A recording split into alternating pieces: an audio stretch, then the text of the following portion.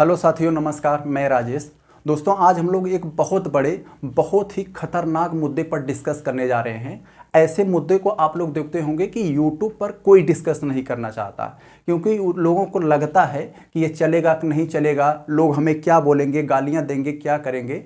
लेकिन हम एक सोशल इशू के टीचर हैं, ज़्यादातर सामाजिक मुद्दों को ही पढ़ाते हैं। तो हमारा यही काम है कि जो कुछ बड़ा सामाजिक मुद्दा आता है उसे खुलकर अपने शब्दों में, एक सरल भाषा में आप तक पहुंचाया जाए। क्योंकि जब तक हमें अपने समाज में होने वाले, उठने वाले मुद्दों को नहीं समझेंगे, तब तक हमें पता चलेगा कि अपने समाज में हो क्या रहा है, अपना समाज जा कहाँ रहा है, आने वाले समय में अपना भारतीय समाज कहाँ जाके पूरे विश्व के सापेक्ष कहाँ खड़ा होगा, आने वाले समय में अपने भारत की दशा और दिशा क्या होगी।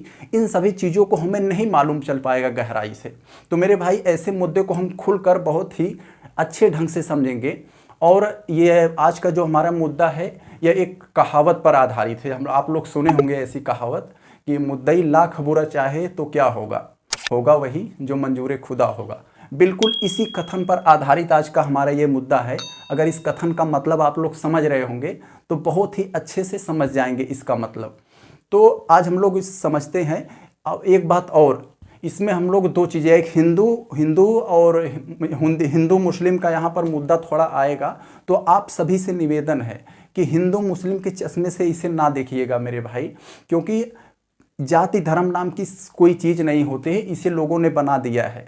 हम सभी एक ही देश में रहने वाले हैं, एक ही धरती पे रहने वाले हैं। हम सभी हाड़ मास के, एक ही प्रकार के हाड़ मास के बने हुए हैं, और हम सभी एक ही मिट्टी के पानी पीते हैं, एक ही मिट्टी के अन्न खाते हैं।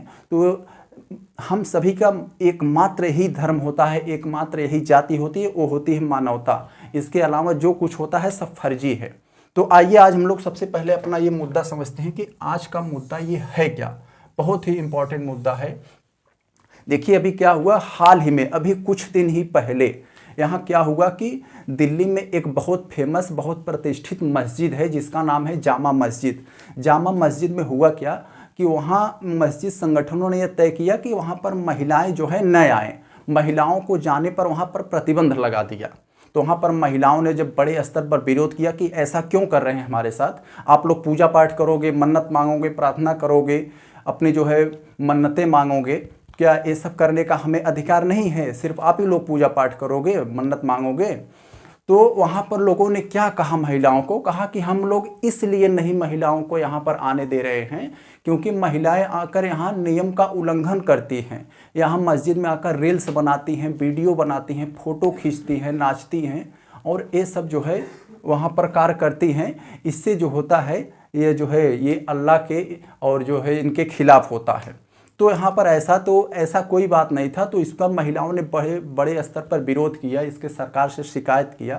तो वहाँ के दिल्ली के जो लेफ्टिनेंट गवर्नर साहब थे, उन्होंने बाकायदा तर्क देकर ये कहा कि भैया ये गलत है, महिलाओं को जो है मस्जिद में जाने का उनका पूरा अधिकार है, क्योंकि संविधान में अनुच्छेद 14 से अनुच्छेद 18 के बीच एक समानता का अधिकार दिया हुआ है कि हम लोग किसी भी व्यक्ति को जो है महिला पुरुष, ऊंच नीच, जात पात या फिर अन्य किसी आधार पर जो है हम लोग जो है उसे व्यक्ति को जो है भेदभाव नहीं कर सकते हैं। यानी भेदभाव, यहाँ पर समानता की बात किया गया है।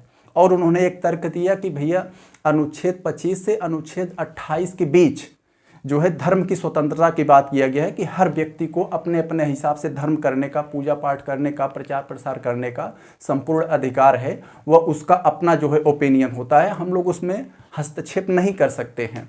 तो इन सभी का हवाला देकर, तर्क देकर उन्होंने बाकायदा समझाया कि कहा कि भैया महिलाओं को भी यहाँ जाने का पूरा अधिकार है और महिलाओं को जाने दिया जाए। तो ये था मुद्दा। अब हम लोग देखते हैं और उन्होंने क्या कहा।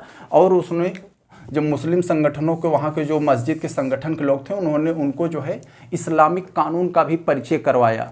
बहुत से मौलवी साहब बुलाए गए और कहा कि भैया कुरान में क्या लिखा है, क्या कहीं पर लिखा है कि महिलाएं मस्जिद में नहीं जाएंगी? तो वहाँ पर मौलवी साहब ने जो है बताए उन्हें, और क्या बताए, कहा कि भैया देखिए कि कुरान में ऐसा कहीं नहीं लिखा है कि सिर्फ महिलाओं को जो है मस्जिद में जाने से रोका जाए, महिलाएं मस्जिद नहीं जा सकती। यहाँ पर कुरान में लिंग तटस्थता है, यानी महिला पुरुष सभी लोग जा सकते हैं, सभी लोग अपना पूजा वहाँ पर प्रार्थना कर सकते हैं, अपनी मन्नतें मांग सकते हैं, उनको पूरा अधिकार है। कुरान में जो है महिला पुरुष का भेदभाव नहीं है।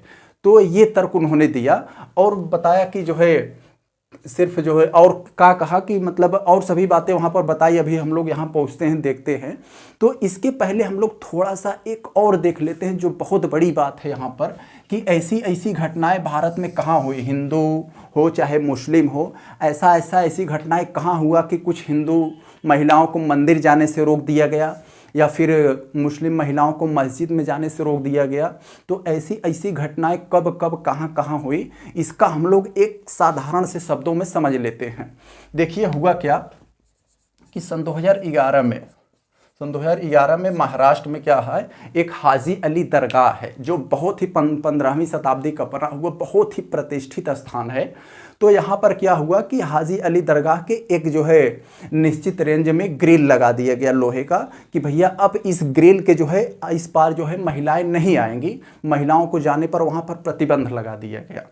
तो हुआ क्या कि महिलाएं जो है बहुत ज़्यादा जो है आक्रोशित हो गई, कहा कि भैया आप लोग मन्नत मांगोगे, हम लोगों का अपना पूजा प्रार्थना करने का अधिकार नहीं है, हम लोगों को अपना मन्नत मांगे कि नहीं है, हम लोगों के अल्लाह जी नहीं, अल्लाह नहीं है, सिर्फ आप ही लोगों के हैं। तो उन्होंने महिलाओं ने बड़े स्तर पर आंदोलन किया। उस आंदोलन का नाम रखा कि हाजी अली सबके, यानी हाजी अली सबके हैं, सिर्फ पुरुषों के नहीं है, वो महिलाओं के भी हैं।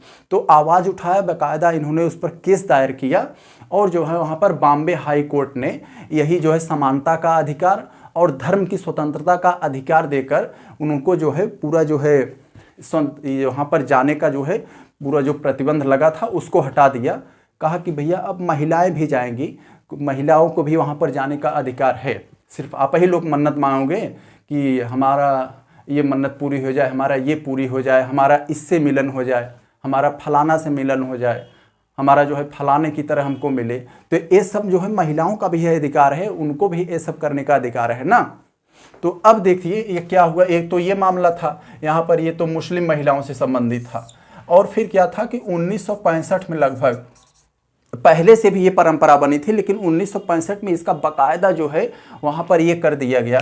केरल में क्या था मेरे भाई, केरल में एक स्थान है, बहुत ही फेमस स्थान है, शबरीमाला एक ऐसा स्थान है जहाँ पर अयप्पा स्वामी एक पुरुष देवता हैं, अयप्पा स्वामी का जो है मंदिर है।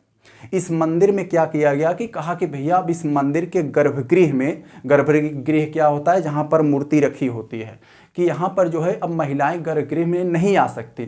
कौन सी महिलाएं, जो रजस्वला महिलाएं, आप लोग को मालूम होगा मेरे भाई, रजस्वला महिलाएं क्या होती हैं कि ऐसी महिलाएं जिनको पीरियड होता हो। तो आप लोग जानते होंगे जैसे कि महिलाएं होती हैं जो लगभग 12-13 साल के बाद हो जाती हैं तो उनको पीरियड्स होने लगते हैं। तो वहाँ पर ये जो है एक परंपरा बनी हुई थी, एक कह सकते हैं अंधविश्वास टाइप का मामला था। तो वहाँ पर ये निश्चय किया गया कि जो ऐसी महिलाएं जिनको पीरियड नहीं हुआ है या जो बहुत कम एज की हैं, ऐसी महिलाएं जा सकती हैं वहाँ पर, साफ़ सफाई कर सकती हैं अपना वहाँ पर और जो है साजो सज्जो कर सकती हैं। लेकिन ऐसी महिलाएं जो जिनको पीरियड्स हो रहा हो, ऐसी महिलाएं वहाँ पर नहीं जा सकती। ऐसी महिलाओं को वहाँ पर जाने से प्रतिबंध लगा दिया गया। तो यह इसके लिए बहुत बड़े बड़े आंदोलन हुए, महिलाओं ने बहुत से आवाज़ उठाई और इसको जो है सरकार के खिलाफ शिकायत दायर किया महिलाओं ने। और दिक्कत क्या था कि आप लोग सोच रहे होंगे कि सिर्फ ऐसी रजस्वला महिलाओं को जो है क्यों वहाँ पर जाने पर प्रतिबंध लगाया गया था। तो उन लोगों ने तर्क दिया कि भैया कि ये जो अयप्पा स्वामी देवता थे ये ब्रह्मचारी हैं, ब्रह्मचारी देवता थे। तो लोगों ने कहा ये ब्रह्मचारी क्या है, ब्रह्मचारी वो होते जैसे हनुमान जी की तरह आप मान सकते हैं। जैसे हम लोगों को मालूम है कि ब्रह्मचारी लोग जो होते हैं वह सुंदर सुशील इत्यादि महिलाओं से जो है पीछा छुड़ाते रहते हैं। वो सोचते हैं कि ऐसी महिलाओं का हमारे ऊपर परछाई न पड़े। अगर कहीं सुंदर सुशील इत्यादि महिलाएं जो है और ऐसी रजस्वला महिलाएं जो सुंदर सुशील और जवान महिलाएं हैं, ऐसी महिलाओं का हमारे ऊपर साया आ जाएगा, हमारे जो है संपर्क में आ जाएंगी, तो हो सकता है हम अपना होश खो बैठें। और इससे होगा क्या कि हमारा जो है ब्रह्मचर्य है वो नष्ट हो सकता है, हमारा जो है ब्रह्मचर्य का धर्म है वो नष्ट हो सकता है, ऐसा ब्रह्मचारी लोग मानते हैं। तो यही बिल्कुल जो है यही कंसेप्ट वहाँ देवता पर लागू किया गया कि अगर रजस्वला महिलाएं जाएंगी तो हो सकता है कि वो नाराज हो जाएंगे, अयप्पा स्वामी जो देवता हैं, ब्रह्मचारी देवता हैं, वो नाराज हो सकते हैं। तो इसलिए यहाँ पर तर्क दिया गया। तो इसके लिए महिलाओं ने आवाज़ उठाया और वहाँ पर केरल के विधानमंडल में सरकार ने कहा कि हाँ भाई ये गलत है, महिलाओं को वहाँ जाने का पूरा अधिकार है, उनका पूजा प्रार्थना करने का अधिकार है कि जिस प्रकार पुरुष जाके वहाँ अपनी मन्नतें मांग रहे हैं कि भगवान हमें ये वाली चाहिए, उसी प्रकार से तो महिलाएं भी जाकर वहाँ पर मन्नत मांग सकती हैं अयप्पा स्वामी से, स्वामी जी हमें ये वाला चाहिए। तो ऐसे क्या होता है मेरे भाई, सभी को धर्म की प्रार्थना का, अपने अपने धर्म के जो है प्रार्थना पूजा प्रार्थना करने का संपूर्ण अधिकार है और उसका अधिकार का प्रयोग करना चाहिए हर व्यक्ति को। तो वहाँ के विधानमंडल ने, वहाँ की सरकार ने वहाँ पर उन महिलाओं को जो है वहाँ पर जाने का अनुमति दे दिया। फिर क्या हुआ, कुछ जो संगठन के लोग थे बहुत ज़्यादा विरोध प्रदर्शन करने लगे और जाकर वह फिर हाई कोर्ट में, वहाँ पर केरल हाई कोर्ट में जो है फिर याचिका दायर कर दिए। और केरल हाई कोर्ट ने डिसीजन दिया है, जानते हैं क्या दिया, कहे कि भैया ये गलत है, महिलाओं को वहाँ ऐसे नहीं जाना चाहिए, और फिर प्रतिबंध लगा दिया। कहा कि भाई महिलाएं नहीं जा सकती, ऐसा माना जाता है कि हो सकता है उनका जो है ऐसी परंपरा रही हो कि उनका धर्म भ्रष्ट नष्ट हो सकता है। तो वहाँ पर क्या हुआ कि जब ये हाई कोर्ट ने फिर रोक लगा दिया तो फिर ये मामला जो है सुप्रीम कोर्ट में गया। सुप्रीम कोर्ट ने बाकायदा एक तर्क देकर बहुत बड़े लेवल पर उसको डिसीजन दिया अपना, यही समानता का अधिकार। कहा कि समानता के अधिकार में बताया गया है कि किसी भी व्यक्ति को लिंग जाति या फिर अन्य तरह से लिंग जाति ऊंच नीच इत्यादि के आधार पर किसी भी व्यक्ति को महिला पुरुष इत्यादि के आधार पर हम लोग भेदभाव नहीं कर सकते हैं। समानता का अधिकार है, सभी को समानता का अधिकार मिला हुआ है। तो यहाँ पर भेदभाव क्यों, सिर्फ पुरुष ही अपनी मन्नतें मांगेंगे, महिलाओं को अपने मन्नतें मांगने का, उन्हें अपना जो है भविष्य में कुछ मतलब चाहने का उनको अधिकार नहीं है, सिर्फ पुरुष के ही भगवान सुनेंगे, महिलाओं का नहीं सुनेंगे। तो ये तर्क दिया समानता का अधिकार। फिर उन्होंने एक तर्क दिया, यही जो मैंने अभी बताया था, धर्म की स्वतंत्रता का अधिकार। 25 अनुच्छेद 25 से 28 के बीच जो है, इसमें कहा गया है कि हर व्यक्ति को अपने हिसाब से, अपने मन से, अपनी अंतरात्मा से अपने धर्म को चुनने, प्रचार प्रसार करने, उसका जो है प्रार्थना करने का पूरा अधिकार है, इसमें कोई हस्तक्षेप नहीं कर सकता। तो ये उन्होंने तर्क देकर बाकायदा महिलाओं को वहाँ पर जाने के, ये कब आया था डिसीजन, आप लोग सोच रहे हैं कि ये 2018 में आया। 2018 में सुप्रीम कोर्ट का डिसीजन आया कि हाँ भाई महिलाओं को जाने का पूरा अधिकार है, इसमें कोई जो है रोक टोक नहीं होगा। तब जाके यहाँ पर ये मामला हुआ। अब हम लोग देख लिए ऐसा क्या है, वैश्विक स्थिति देखें कि विश्व में ऐसा और कहाँ कहाँ हुआ था कि कहीं पर ऐसा है कि महिलाओं को जाने से रोका टोका जाता है। तो विश्व में जो सबसे फेमस शहर, सबसे बेहतर शहर माना जाता है अमेरिका, यूएसए में भी ऐसा कहीं व्यवस्था नहीं है। सभी यूएसए में भी विभिन्न धर्म के लोग हैं, वहाँ पर भी महिलाओं को जो है मस्जिद जाती हैं, अपना पूजा प्रार्थना करती हैं, और उनको जो है जो भी धर्म के हों, महिलाएं हों, जो हिंदू महिलाएं अपना मंदिर जाती हैं, मुस्लिम महिलाएं मस्जिद जाती हैं, वहाँ पर उनको पूरी स्वतंत्रता है, कहीं भी महिलाओं को जो है रोक टोक नहीं है वहाँ पर। तो एक तो ये हो गया। और कनाडा की बात करें, कनाडा में भी ऐसा है, इतना जो प्रतिष्ठित शहर है, प्रतिष्ठित देश है, यहाँ पर भी महिलाओं को किसी प्रकार का रोक टोक नहीं है। सभी लोग जाते हैं जिस जिस धर्म के होते हैं और अपने जो है धर्म का जो है अपना प्रार्थना पूजा प्रार्थना करती हैं। तो ये हम लोगों ने देखा कि ऐसे शहरों में भी जब कहीं प्रतिबंध नहीं है, तो हमारे इस देश में जो है क्यों इतना प्रतिबंध लगाया जा रहा है, वो भी सिर्फ महिलाओं पर। महिला नहीं है, महिला हो गई तो इसका मतलब उसका भगवान नहीं सुनेंगे। तो यही है। अगर हम लोग विद्वानों की स्थिति देखें तो विद्वान इसके महिलाओं को जो ये रोका गया मस्जिद में जाने के लिए, तो इसके लिए विद्वान ने क्या क्या बात बताए। विद्वानों ने कहा कि भैया देखिए, विद्वानों को बुलाया गया, जब कहा भैया देखिए सिर्फ महिलाओं को ही मस्जिद जाने से रोका जा रहा है, इसमें आप क्या कहेंगे। तो उन्होंने कहा कि देखिए कुरान में ऐसा कहीं लिखा नहीं है कि सिर्फ महिलाएं वहाँ पर नहीं जा सकती, महिलाएं भी जा सकती हैं। कुरान में ये लिंग की बात नहीं कहता है कि पुरुष पूजा प्रार्थना करेंगे महिलाएं नहीं करेंगे। लेकिन क्या है कि महिलाओं को ज़्यादातर खुद ये विद्वान कह रहे हैं कि महिलाओं को खूब ज़्यादा काम धंधा रहता है, और जो है महिलाओं घर का संभालना, काम धंधा करना, बच्चों को देख रेख करना, अगर वो लोग जो है जाकर वहाँ पर चली जाएंगी तो वहाँ पर घर कौन संभालेगा।